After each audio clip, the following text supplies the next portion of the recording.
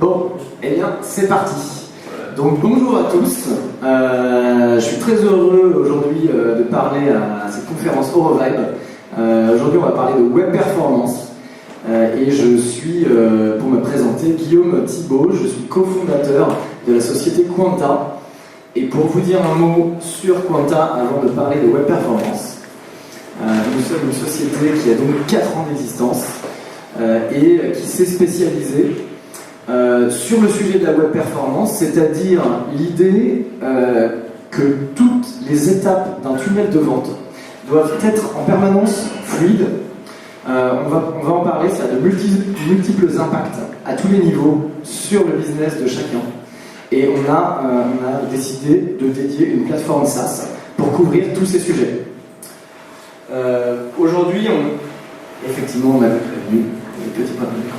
Aujourd'hui, on a, après 4 ans, à peu près 450 clients qui utilisent la solution et qui sont, pour une grosse majorité, dans le B2B, dans le B2C, excusez-moi.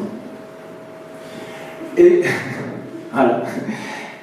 Et de plus en plus dans le B2B aussi. Alors, dans les dernières semaines, pour préparer un petit peu ce talk, j'ai été voir nos clients qui sont dans le B2B pour aller les interviewer et recueillir un petit peu leurs différentes galères sur le sujet. Et ça a été très très enrichissant et je vais vous partager aujourd'hui un petit peu leur retour sur ce sujet. Alors pourquoi on travaille sur ce sujet de la web performance? Parce que ça a des impacts à tous les niveaux et de façon massive. C'est-à-dire que on a des impacts sur le SEO, c'est-à-dire qu'à partir du moment où vos pages elles vont se charger plus ou moins vite, et bien Google, dans ses algorithmes secrets, a communiqué un jour au moins sur une chose, c'est qu'ils allaient mieux ranker les pages qui étaient plus rapides d'affichage. Donc naturellement, et ben ça va amener plus de trafic aux sites qui sont les plus rapides. Ça va avoir des impacts sur la conversion, sur l'image de marque, et évidemment sur le taux de fidélisation. Alors ça fait longtemps qu'on travaille sur ces sujets-là, que beaucoup de gens travaillent sur ce sujet, mais en fait c'est un peu une course qui ne s'arrête jamais. C'est une course qui ne s'arrête jamais parce que je dirais que la cible, elle est mouvante. En 1999, une étude était sortie sur finalement c'était quoi un site lent pour un utilisateur moyen. Et en fait, un site lent pour un utilisateur moyen en 1999, c'était quand la page est chargée en plus de 8 secondes. Et puis ça, il y a encore une étude qui est sortie, 2006, c'était devenu 4 secondes. Puis la dernière en date, c'est maintenant au bout de 2 secondes, on trouve que c'est lent. Et puis en fait, on tend progressivement vers une nécessité d'être totalement instantané.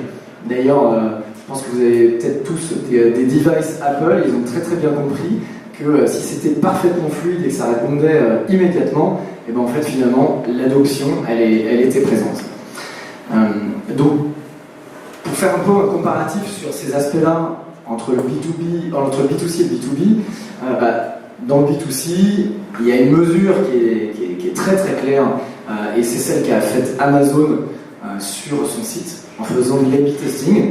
Ils ont réduit le temps de chargement de leur page et ils ont constaté que sur chaque palier de 100 millisecondes qu'ils gagnaient sur le temps de chargement des pages de l'ensemble de leur site, et ben en fait à la fin du tunnel ils avaient 1% de commandes en plus, donc 1% de chiffre d'affaires à la fin de l'année en plus. Donc ça pour chaque 100 millisecondes, ça donne envie d'aller se faire un petit peu d'optimisation, quoi. Dans le B2B, on a, on va dire, différents retours sur le sujet. Et tous les clients que j'ai interviewés n'étaient pas forcément d'ailleurs tous d'accord. Et donc, je vous ai fait un petit peu un panel de ce qui est ressorti de manière, on va dire, de manière la plus importante. Donc, les effets qui sont les plus représentés sur la web perf dans le B2B sont impact majeur sur l'image de marque, sur la spécificité aussi d'avoir des personas acheteurs qui comprennent pas trop qu'il y a un problème technique. Ils n'ont pas forcément le même âge moyen que dans le B2C et pour eux, ça doit marcher, quoi. Si ça marche pas tout de suite, ils vont pas chercher à aller comprendre et à détourner le système pour arriver à faire marcher. Les pertes de panier sont... Alors il y a beaucoup moins de commandes en termes de nombre de commandes qu'on va avoir passer dans une journée. Par contre les commandes sont colossales et donc on va avoir des paniers qui vont être parfois avoir plus de 1000 lignes Donc ça aussi, c'est une problématique. Et puis, ce qu'on constate, c'est que cette digitalisation progressive du secteur B2B en fait, amène à une énorme traction autour du sujet de la web performance dans le B2B. Puisqu'en fait, progressivement, toutes les marques sont en train de tendre progressivement, alors il y en a qui sont plus ou moins précurseurs sur le sujet, mais ils sont en train de tendre progressivement vers un transfert de 100% de leur chiffre d'affaires en online. Donc 100% du chiffre d'affaires qui, demain, est en fait soumis à la condition que le site soit fluide et disponible. Alors je peux paraître un peu négatif en vous disant tout ça, mon but c'est pas du tout de vous déprimer, c'est plutôt de vous dire qu'ici il y a vraiment une formidable opportunité de se positionner comme précurseur sur ce domaine-là et en offrant justement une expérience qui est parfaitement fluide, stable et rapide, et bien en fait on peut arriver à se différencier de manière forte et puis justement aller capter de la clientèle chez les concurrents. Alors pour résoudre ces temps de chargement, enfin réduire ces temps de chargement, il y a aussi des lots de challenges techniques spécifiques au B2B. Là aussi, ça a été très très enrichissant d'aller interviewer ces clients parce qu'on se rend compte qu'il y a tout un tas de mécanismes qui depuis longtemps ont été mis en place dans le B2C pour rendre les pages rapides qui ne peuvent plus bien marcher dans le B2B. Alors le meilleur exemple, c'est le fait que les prix soient à peu près spécifiques pour chaque utilisateur. Il y a typiquement dans la majorité des plateformes e-commerce des mécanismes qui permettent de rendre les pages très rapides, qui est le mécanisme de cache. Donc pour ceux qui ne sont pas techniques dans la salle, je vais essayer de faire une explication très courte. Il s'agit de, par exemple, un visiteur qui vient sur le site et qui va voir une page catégorie, l'applicatif e-commerce qui va fabriquer la page va faire tout un tas de requêtes de base de données, etc. pour aller récupérer les prix, peut-être les promos, etc. Et puis va fabriquer cette page-là et la renvoyer à l'utilisateur.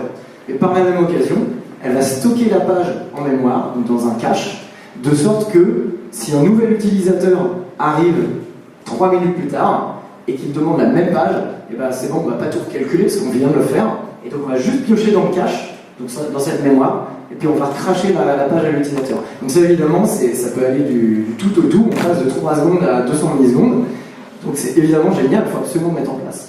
Par contre dans le B2B, les prix sont spécifiques, donc 3 minutes plus tard, on a un nouvel utilisateur qui arrive, qui veut voir la même page catégorie, mais les prix qui étaient négociés pour lui, ce ne sont pas les mêmes. Donc on est reparti pour refaire nos requêtes de base de données, et puis ça devient assez lourd. Les paniers sont assez monstrueux, donc moi c'est le terme que j'ai envie d'employer parce que le comparatif il est là, et ça aussi ça va faire énormément de traitements lourds en base, et puis les interconnexions aussi avec les différents systèmes d'information.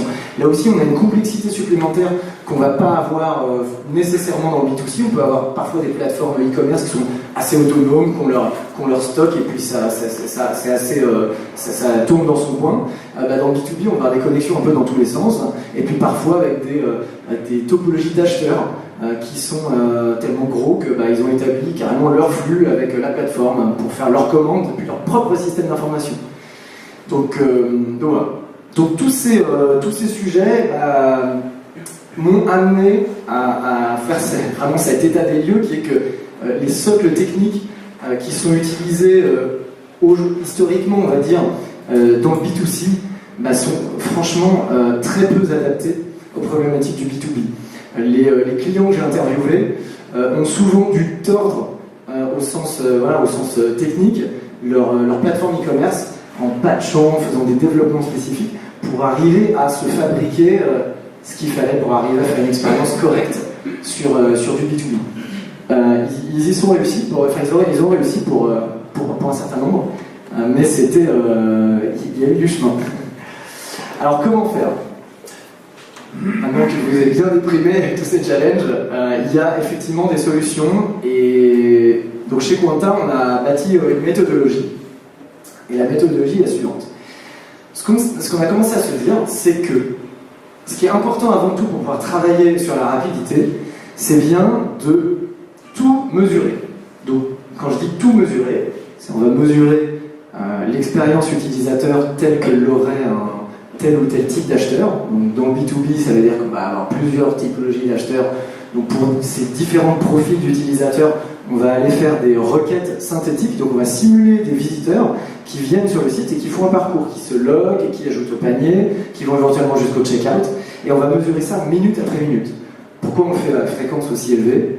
Pas simplement parce que minute après minute, on se rend compte que des fois, il y a des problèmes de performance qui durent 3-4 minutes et puis qui reviennent. Là, on voit, il y a quelques pics. Donc, typiquement, ce qu'on va avoir quand les caches vont devoir ne plus pouvoir être utilisés, puis après, ils vont être réutilisés. Et puis, on voit que de temps en temps, il y a des choses qui ne marchent plus. Et là, les rouages se grippent. Et tout d'un coup, la performance, elle est bien moindre. Les temps de chargement sont plus élevés.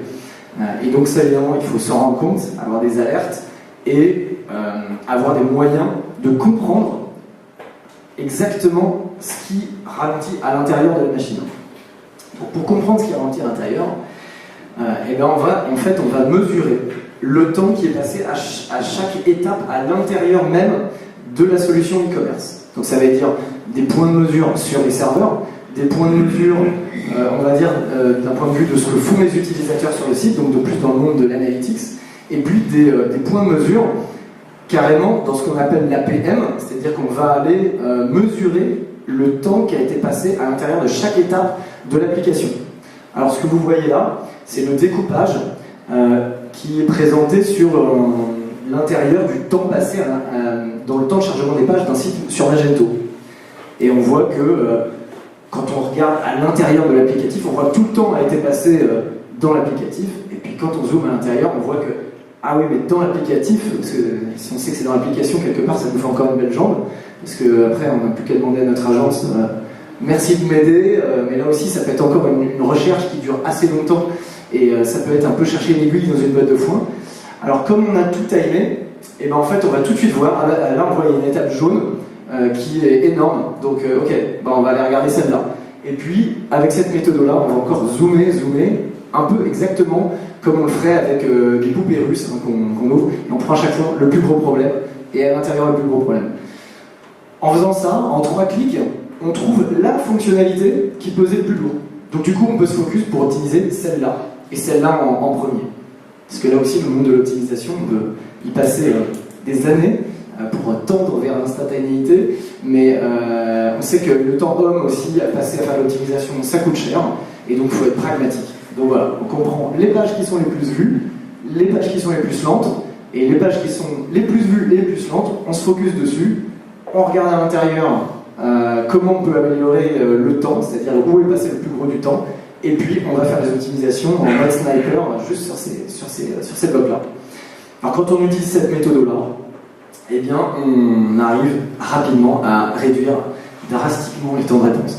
Alors là, je peux vous citer l'exemple, c'est Food Center du groupe Panini qui a réalisé plusieurs optimisations et ils ont divisé par 10 les temps de réponse en faisant des optimisations sur leur code. Ici vous avez les laboratoires Filoria. Alors on en a des tonnes, on pourra voir ça en dehors de la conférence parce que là on n'aurait pas le temps, mais on a un petit Hall of Fame de notre côté, on aime bien garder ce genre de capture d'écran, c'est notre petite fierté chez Quanta, de voir à quel point aussi ce qu'on fait, ce qu'on développe sert pour réellement, on va dire, réduire le temps de chargement des pages, et en même temps, ici sur Cultura, on voit qu'une optimisation logicielle va nous faire un double combo gagnant, parce qu'en fait on va aussi réduire la charge serveur. C'est-à-dire qu'il y a moins de temps passé dans l'applicatif. Ça veut dire que finalement, pour les serveurs, c'est beaucoup plus cool. Quand on fait moins de requêtes de base de données, au final, ils sont plus disponibles. Donc potentiellement moins de coûts à la fin de l'année aussi en infra. Et surtout, une meilleure capacité d'accueil. Donc si vous avez plein de monde qui se connecte au même moment, ça veut dire que là, Cultura, sur une optimisation, boum, ils ont fait capacité serveur x3, sans acheter un serveur de plus. Donc quand même, parfois, ça vaut le coup. Donc voilà, je vous ai fait un petit peu un gros zoom sur la méthode. Cette méthode-là, on peut totalement l'appliquer dans le B2B de la même manière, et nous on l'a vu avec nos clients. Donc je pense que maintenant, le plus simple, ce serait que je passe à la séance de questions-réponses. Et... Ah, j'avais oublié quelque chose. On a une annonce à faire quand même. Je vais profiter de ce talk pour vous annoncer une première mondiale qui est que Quanta a développé le premier profiler pour Eurocommerce. On le sort aujourd'hui. Et ce qui va vous permettre, si vous êtes des futurs utilisateurs de Eurocommerce, de pouvoir avoir exactement le même niveau de détail que ce que vous avez pu avoir sur d'autres solutions e-commerce avec Quanta. C'est-à-dire arriver à trouver chaque optimisation nécessaire et du coup aller très très vite dans l'analyse et du coup avoir une expérience qui est toujours fluide et voilà, et tout ce qui va avec. Donc ça c'est disponible, c'est live, c'est passé en prod, pour être exact, hier. Et je pense que dans la salle on va avoir Mathieu, je pense, qui est là. Voilà, donc on a notre directeur des opérations, je vous invite à applaudir.